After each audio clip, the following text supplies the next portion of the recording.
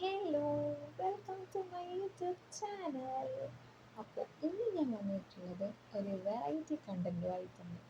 Normally നമ്മൾ കാണുന്ന bridal ഷവറിൻ്റെ കേക്കൊക്കെ എന്തെങ്കിലും സിമ്പിൾ ഡിസൈൻസ് ആയിരിക്കും. ഒന്നുകിൽ ഫ്ലോറൽ ഡിസൈൻസ് ആയിരിക്കും, അല്ലെങ്കിൽ ബ്രൈഡിൻ്റെ ഡ്രസ്സിനെ മാച്ച് ചെയ്തിട്ടുള്ള കളർ കോമ്പിനേഷൻസിൽ വരുന്ന ഒരു ടു ടയർ കേക്കോ അങ്ങനെ, അല്ലെങ്കിൽ ഒരു ടോൾ കേക്കോ അങ്ങനെ എന്തെങ്കിലുമൊക്കെ ആവാനാണ് ചാൻസ്. പക്ഷേ ഇന്ന് ഞാൻ ചെയ്തു കൊടുക്കുന്നത് ഒരു ബ്രൈഡൽ ഷവറിന് വേണ്ടിയിട്ടുള്ള കേക്കാണ്. അത് വെറൈറ്റി ആയിട്ടുള്ള ഒരു കേക്കാണ്. ഒരു ബിരിയാണി ലവറായ ഒരു ഫ്രണ്ടിന് അവളുടെ ഫ്രണ്ട്സ് എല്ലാവരും കൂടെ കൊടുക്കുന്ന ഒരു അടിപൊളി ഗിഫ്റ്റാണ്. അതായത് ബിരിയാണി തീമിലുള്ളൊരു ബ്രൈഡ് ടു ബി കേക്ക്. അപ്പം നമുക്ക് അവരുടെ മോഡലൊക്കെ ഓൾറെഡി അയച്ചു തന്നിട്ടുണ്ടായിരുന്നു. ആ മോഡൽ അതുപോലെ നമ്മളൊന്ന് സെറ്റ് ചെയ്ത് കൊടുത്താൽ മാത്രം മതി. അപ്പോൾ കേക്കിൻ്റെ ഫ്ലേവർ ചോക്ലേറ്റ് ആയിരുന്നു പറഞ്ഞിട്ടുണ്ടായിരുന്നത്. നോർമൽ ചോക്ലേറ്റ് കേക്കിനകത്ത് ആ ഫോണ്ടൻ വർക്ക്സ് എല്ലാം അതുപോലെ ചെയ്ത് കൊടുക്കണം. ഇത്തിരി ടാസ്ക്കാണ്, എന്നാലും കുഴപ്പമില്ല. അപ്പോൾ നമുക്ക് നമ്മുടെ കേക്കിൻ്റെ പരിപാടിയിലേക്ക് കിടക്കാം. ഞാൻ 8 ഇഞ്ചിലാണ് ഈ കേക്ക് ബേക്ക് ചെയ്തിട്ടുള്ളത്. പിന്നെ ഉള്ളിൽ നമ്മൾ ചോക്ലേറ്റ് ഗനാഷിൻ്റെ ഫില്ലിങ് കൊടുക്കുന്നുണ്ട്. പിന്നെ പുറത്തും നമുക്കൊരു ചോക്ലേറ്റ് ഗനാഷിൻ്റെ ഒരു കോട്ടിങ്ങും കൂടെ വരുന്നുണ്ട്. അതുകൊണ്ട് ഞാൻ ഇതിനകത്ത് ക്രം കോട്ട് ചെയ്ത് പിന്നെ ഫൈനൽ കോട്ട് ചെയ്ത് അങ്ങനെ ചെയ്യുന്നില്ല. നമ്മൾ ക്രം കോട്ട് ചെയ്യുമ്പോൾ തന്നെ കുറച്ച് തിക്കിലാണ് ക്രം കോട്ട് കൊടുക്കുന്നത്. അപ്പം നമുക്ക് ഈ ക്രീം വെച്ച് ഫുള്ളായിട്ട് നമ്മുടെ കേക്കിനെ കവർ ചെയ്തെടുക്കാം. ഇതിനകത്ത് ഞാൻ ഉള്ളിൽ കൊടുത്തിരിക്കുന്ന ഗനാഷ് നമ്മൾ വിപ്പിംഗ് ക്രീം യൂസ് ചെയ്തിട്ട് ചെയ്യുന്ന റെസിപ്പിയാണ്. ഇനി ഞാൻ പുറമേ കൊടുക്കാൻ പോകുന്ന ഗനാഷ് ഫ്രഷ് ക്രീം വെച്ചിട്ട് ചെയ്തതാണ്. നമ്മൾ ടോട്ടലി ആ കേക്കിനെ ഗനാഷ് വെച്ച് കവർ ചെയ്യുകയാണെങ്കിൽ ഏറ്റവും ബെറ്ററായിട്ട് എനിക്ക് തോന്നിയിട്ടുള്ളൊരു ഓപ്ഷനാണ് ഫ്രഷ് ക്രീം വെച്ചിട്ടുള്ള റെസിപ്പി. അതാണ് കുറച്ചും കൂടെ ചെയ്യാനും എളുപ്പം, അതാണ് കുറച്ചും കൂടെ കാണാനും കുറച്ച് ഭംഗി അതാണ്. അപ്പം നമുക്ക് കേക്ക് കംപ്ലീറ്റ് ആയിട്ട് കവർ ചെയ്യേണ്ടത് കൊണ്ട് നമുക്ക് നന്നായിട്ട് ഷാർപ്പൺ ചെയ്തിട്ടൊന്ന് കേക്ക് സെറ്റ് ചെയ്തെടുക്കണം. നമ്മൾ നന്നായിട്ട് ഷാർപ്പൺ ചെയ്ത് നമുക്ക് ഈ കേക്കിനെ ഫ്രിഡ്ജിലേക്ക് മാറ്റാം.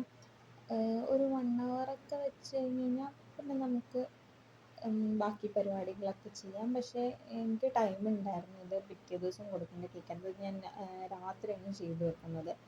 അപ്പം നമുക്ക് ആ ഒരു സമയത്ത് തന്നെ എല്ലാം സെറ്റ് ചെയ്ത് ഫ്രിഡ്ജിലേക്ക് വെച്ച് പിന്നെ നമ്മൾ പിറ്റേ ദിവസം രാവിലെയാണ് നമ്മുടെ ബാക്കി പരിപാടികൾ സ്റ്റാർട്ട് ചെയ്യുന്നത്. നമുക്ക് ഈ ചോക്ലേറ്റ് ഗനാഷ് വെച്ചിട്ട് ഈ കേക്കിനെ കംപ്ലീറ്റ് ആയിട്ട് കവർ ചെയ്തെടുക്കാം. നോർമലി എല്ലാവരും നമ്മുടെ ഇതുണ്ടല്ലോ നൈഫല്ല, പാലറ്റ് നൈഫ് വെച്ചിട്ടാണ് നമ്മൾ എല്ലാവരും ഇത് കവർ ചെയ്യുന്നത് കണ്ടിട്ടുള്ളത്. എനിക്കങ്ങനെ ചെയ്യാൻ എന്തോ ഒരു ബുദ്ധിമുട്ടാണ്. എനിക്ക് അതിനകത്തൊരു പെർഫെക്ഷൻ കിട്ടാത്തത് പോലുള്ള, അത് എൻ്റെ പ്രശ്നമാണ്. അപ്പം ഞാൻ അതുകൊണ്ട് OHP ഷീറ്റ് വെച്ചിട്ടാണ് നോർമലി ഇങ്ങനത്തെ കേക്ക്സൊക്കെ കവർ ചെയ്തെടുക്കുന്നത്. അതാണ് എനിക്ക് കുറച്ചും കൂടെ എളുപ്പം ചെയ്യാൻ. എനിക്ക് കേക്ക് ഫിനിഷ് ചെയ്യുന്ന സമയത്തും പാലറ്റ് നൈഫ് വെച്ചിട്ട് ചെയ്യാൻ അത്ര പെർഫെക്റ്റ് ആയിട്ട് അറിയില്ല. ഞാൻ സ്ക്രേപ്പർ യൂസ് ചെയ്തിട്ട് തന്നെയാണ് സൈഡൊക്കെ ഫിനിഷ് ചെയ്തെടുക്കുന്നത്. കുറേ തവണ ട്രൈ ചെയ്തിട്ടുണ്ടായിരുന്നു, പക്ഷെ എനിക്ക് പറ്റാത്തത് കൊണ്ട് ഞാൻ ആ പണിക്ക് പിന്നെ പോയില്ല. അപ്പം നമ്മുടെ കേക്ക് സെറ്റ് ചെയ്ത് നമ്മൾ ഫ്രിഡ്ജിലേക്ക് വെച്ചിട്ടുണ്ട്. ഇനി നമുക്ക് ഫോണ്ടൻ വർക്ക്സ് നോക്കാം. ഫോണ്ടൻ വർക്ക്സ് ആക്ച്വലി ഞാൻ തലേദിവസം തന്നെ ചെയ്ത് വെച്ചിട്ടുണ്ടായിരുന്നു. അപ്പം നമുക്ക് ഏകദേശം ഒരു ദിവസം മുന്നേ ചെയ്ത് വെച്ചാൽ മാത്രമേ ഇത് നന്നായിട്ട് ഡ്രൈ ആയിട്ട് കിട്ടുള്ളൂ. ഓവൻ യൂസ് ചെയ്യുന്നവർക്കാണെങ്കിൽ വേറെ ഓപ്ഷൻസ് ഉണ്ടായിരിക്കും. എൻ്റെ കയ്യിൽ ഓവൻ ഇല്ല. ഞാൻ ബേക്ക് ചെയ്യുന്നതുമെല്ലാം സ്റ്റൗ ടോപ്പിലാണ്. അപ്പം ഞാൻ ഇങ്ങനെ ഫോണ്ടൻ വർക്ക്സ് ഒക്കെ തലേദിവസം ചെയ്ത് നല്ല എയർ ടൈറ്റ് ആയിട്ടുള്ള കണ്ടെയ്നറിൽ അടച്ചു വെക്കാറാണ് പതിവ്. ഇതിനകത്ത് ഒരു സ്പെഷ്യാലിറ്റിയും കൂടിയുണ്ട്. എനിക്ക് ശരിക്കും ഫോണ്ടൻ വർക്ക്സ് ചെയ്യാൻ അറിയില്ല. നമ്മുടെ ഈ പ്രസ്സിംഗ് മോൾഡൊക്കെ യൂസ് ചെയ്തിട്ട് ചെയ്യുന്ന ചെറിയ ചെറിയ വർക്കല്ലാതെ ഞാൻ ഇതുവരെ അധികം ഫോണ്ടൻ വർക്ക്സുള്ള കേക്കൊന്നും ഞാൻ ചെയ്തിട്ടില്ല. കാരണം അതിനുള്ള ധൈര്യം എനിക്കില്ല എന്ന് തന്നെ പറയാം. മിക്കവാറും വരുന്ന ഫോണ്ടൻ വർക്ക്സുള്ള കേക്കെല്ലാം ഞാൻ എന്തെങ്കിലുമൊക്കെ പറഞ്ഞ് അതൊന്നുകിൽ നമ്മുടെ ഫോട്ടോ ഫ്രെയിമിൽ വെച്ചിട്ടുള്ള കേക്കിലേക്ക് മാറ്റും, അല്ലെങ്കിൽ ഞാൻ പരമാവധി ഒഴിവാകും. എനിക്ക് ചെയ്യാൻ അറിയില്ല എന്ന് തന്നെ ഞാൻ ഓപ്പണായിട്ട് കസ്റ്റമറിൻ്റെ അടുത്ത് പറയാറുണ്ട്. കാരണം നമ്മൾ കാരണം ഒരാളുടെ സ്പെഷ്യൽ ഒക്കേഷൻ കുളമാവാൻ പാടില്ലല്ലോ. പക്ഷേ ഈ ഒരു തീം വന്നപ്പം എനിക്ക് ചെയ്യാമെന്നൊരു കോൺഫിഡൻസ് എനിക്ക് തന്നെ വന്നത് കൊണ്ടാണ് ഞാൻ ഈ ഒരു കാര്യം ഏറ്റെടുത്തത്. ആക്ച്വലി ഞാനും ഒരു ഭയങ്കര ബിരിയാണി ലവറാണ്. അപ്പോൾ പിന്നെ എനിക്ക് തീം ചെയ്യണമെന്ന് ഒരാഗ്രഹം തോന്നി. അങ്ങനെ ഞാൻ ചെയ്തു. അപ്പോൾ നമുക്ക് നമ്മുടെ ഫോണ്ടന്റ് വർക്ക് നോക്കാം.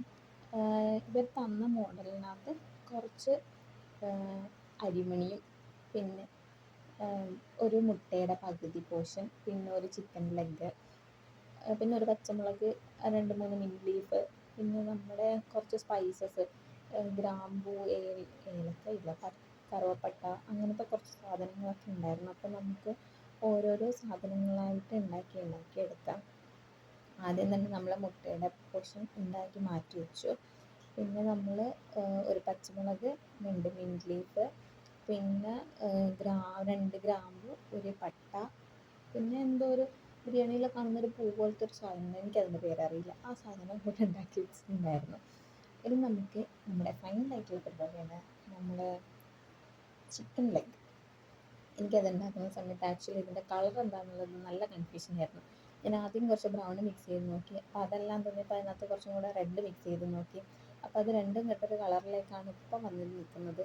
എന്നാലും നമ്മൾ അതിനകത്ത് ഏകദേശം എന്തൊക്കെയോ കാണിച്ചത് ഫൈനലി ആ ഒരു ഷേപ്പിലോട്ട് മാറ്റി എടുത്തിട്ടുണ്ട്.